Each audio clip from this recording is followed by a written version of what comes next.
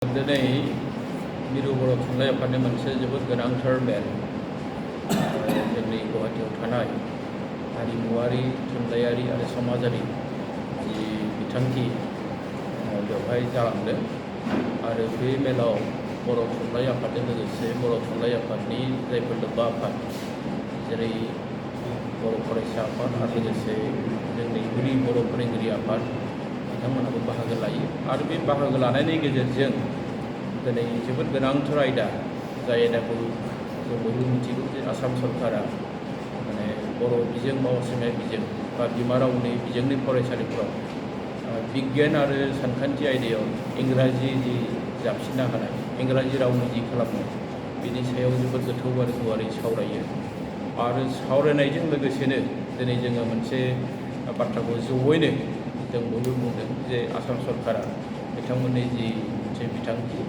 इंराजि रावजों बानायनाय बे मोननै आयदाखौ बेखौ थाबैनो बोखांनांगौ बेखौ दिनै जों थांखि लादों आरो सरकारखौ बेनि थाखाय जोङो खावलायनाय जादों।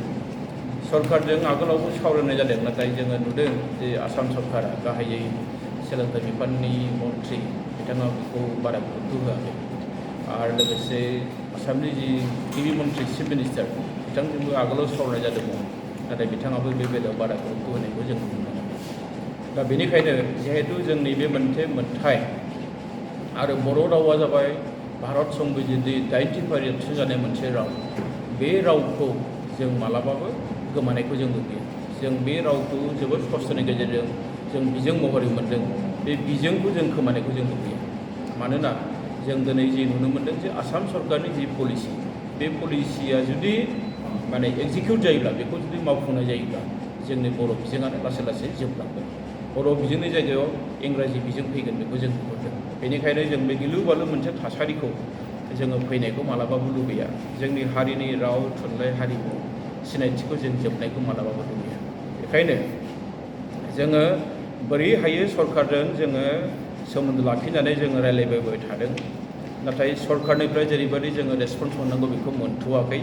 नाथाय जों दासिमबो आसाबादि जे सरकारादि जोंनि जि मोनसे हास्थायनाय लुबैनाय जे बर' रावजोंनो जोङो सिक्सनिफ्राय बिगियान आरो सानखान्थिखौ बर' रावजोंनो सोलोंगोन बर' रावजोंनो फोरोंनायनि खाबुखौ होनांगौ बे जोंनि आसाम सरकारनिसिम रोखा रोखा बा क्लियार काट मोनसे दाबि जों बेहायखौनो कमप्रमाइज खालामनो लुबैयाखै।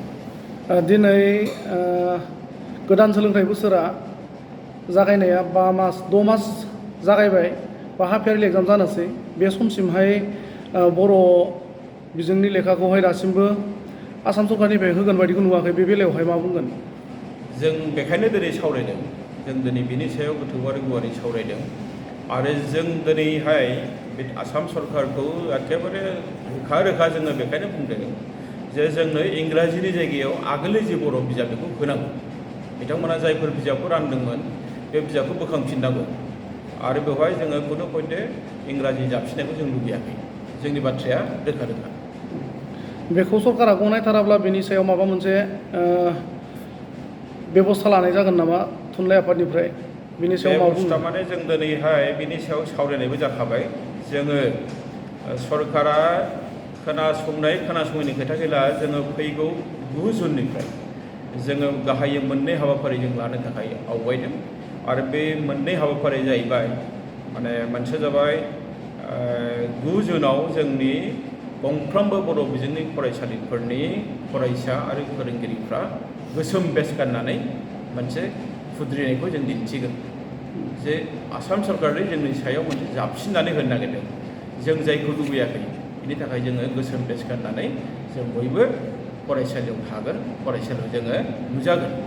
बेजों लोगोसे सरकारा जुदि आरो जोंनि दाबि दावानि फारसे जुदि गोसो होथाराबा जोंजों जुदि बिथांमोना खुनु रायज्लायनायनि गोसो गैयाबा जों आरो लाबावदों जे फैगौ 15 जुनाव जोङो फुंबिलि 11 रिंगानिफ्राय बेलासे 1 रिंगासिम मोनफ्रोमबो जिल्लानि गाहाय मावख'आव धरना हाबाफारि लानाय जागोन।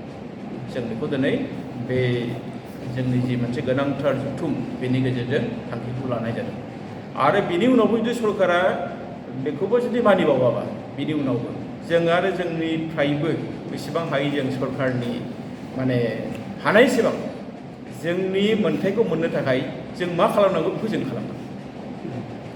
बे बेलायाव आथिखाल बिटिआर सरकारा माबा मोनसे आसा होदों ना होआखै मा बुंगोन बेनि सायाव? बिटिआर सरकारा जिहेतु मोनसे गावखुंथायारि मोनसे बिथांमोना गोहो दङ, नाथाय बिदि होननानै सोलोंथाइनि गासैबो गोहोआ बिथांमोननि आखायाव गैया।